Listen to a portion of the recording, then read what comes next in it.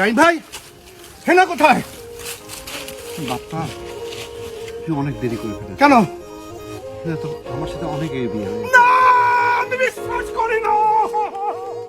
সাম্প্রতিক সময়ে সামাজিক যোগাযোগ মাধ্যমে ব্যাপক আলোচিত সংলাপ চাচা হেনা কোথায়। 1996 সালে মুক্তি পাওয়া প্রেমের সমাধি ছবির এই সংলাপ নতুন করে ভাইরাল হয়েছে। তৈরি হয়েছে নানা মজার মিম ও আলোচনা। তবে অবশেষে সেই হেনাকে খুঁজে পেলেন অভিনেতা বাপ্পারাজ।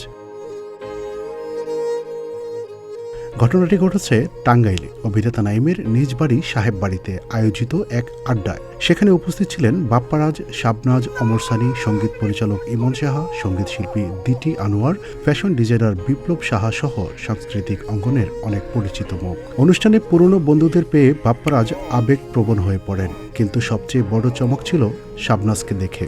বহু বছর পর পর্দার হেনার সঙ্গে দেখা হতেই তিনি মজা করে নাইমকে প্রশ্ন করেন, নাইম ভাই, হেনা কোথায়? রাইম ভাই, হেনা কোথায়? বাপ্পা, তুই অনেক দেরি করে ফেলেছিস। কেন? তো আমার সাথে অনেক বিয়ে হয়েছে। না, আমি বিশ্বাস করি না। প্রেমের সমাধি ছবিটি নির্মাণ করেছিলেন ইফতেখার জামান। এর কাহিনী, সংলাপ ও চিত্রনাট্য রচনা করেছিলেন দেলোয়ার জাহান জন্টু। সিনেমায় বাপ্পারাজ, শাবনাজ, আনোয়ার হোসেন ও অমিত হাসান গুরুত্বপূর্ণ চরিত্রে অভিনয় করেন। যদিও সিনেমাটি মুক্তির সময় এতটা আলোচনায় আসেনি, তবে সময়ের ব্যবধানে এর সংলাপ এখন সামাজিক যোগাযোগ মাধ্যমে আইকনিক হয়ে উঠেছে। সিনেমার সংলাপ হারিয়ে যায় না, বরং সময়ের স্রোতে নতুন রঙে ফিরে আসে।